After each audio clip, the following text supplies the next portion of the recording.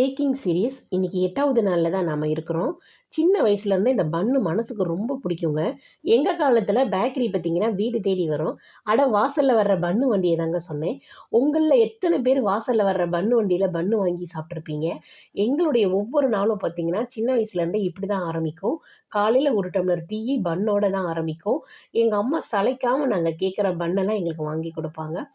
இன்னைக்கு நமக்கு மனசுக்கு ரொம்ப பிடிச்ச சின்ன வயசுலேருந்தே நம்ம கூட ட்ராவல் ஆகி வர்ற இந்த பன்னு ரெசிபி தாங்க பண்ண போகிறோம். அதுக்கு நம்ம ஈஸ்ட்டை பாலோட போட்டு ஆக்டிவேட் பண்ணிக்கிட்டோம். இப்போ இதை அப்படியே மாவு கூட போட்டு நல்லா பிசைஞ்சு எடுத்துக்கிட்டோம். இந்த மாவை இப்போ 1 மணி நேரம் ரெஸ்ட்டு கொடுத்துடலாம். நல்லா இந்த மாதிரி கவர் பண்ணி மூடி வச்சோன்னா 1 மணி நேரம் கழித்து நல்லா பொங்கி வந்துடும். பொங்கி வந்திருக்க இந்த மாவுக்கு மறுபடியும் ஒரு பஞ்சு கொடுத்துடலாங்க.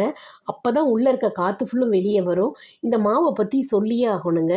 1 மணி நேரம் கழித்து இந்த மாவை பார்க்கும்போது அவ்வளோ ஒரு சாஃப்டாக இருந்துச்சு. பஞ்சு போல் மேகம் போல் அவ்வளோ சந்தோஷமாக இருந்துச்சுங்க. நமக்கு பிடிச்ச பன்னை நம்ம வீட்டில் இன்றைக்கி பண்ணுறோன்னு சொல்லிட்டு மாவை பன்னு சேஃபில் நல்லா உருட்டிட்டு மறுபடியும் 1 மணி நேரம் ரெஸ்ட்டு விட்டுறணுங்க. அதுக்கு பிற்பாடு முட்டையையும் மில்கையும் நல்லா கலந்துட்டு மேலே லைட்டாக இந்த மாதிரி கோட் பண்ணி விடணும். அவனில் வச்சு எடுத்தோன்னா நமக்கு பிடிச்ச பன்னு சூப்பராக ரெடியாகி வந்துடும். நாம் மதுரையில் இருந்து ஒரு ஹோம் பேக்கராக எல்லாருக்குமே பார்த்திங்கன்னா கேக் ஆர்டர், ப்ரௌனி எல்லாமே செஞ்சு கொடுத்துக்கிட்டு இருக்கோம்.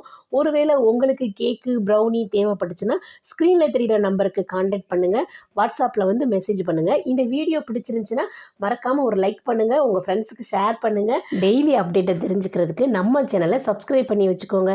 அடுத்து ஒரு நல்ல வீடியோவில் சந்திக்கிறேன். பாய்.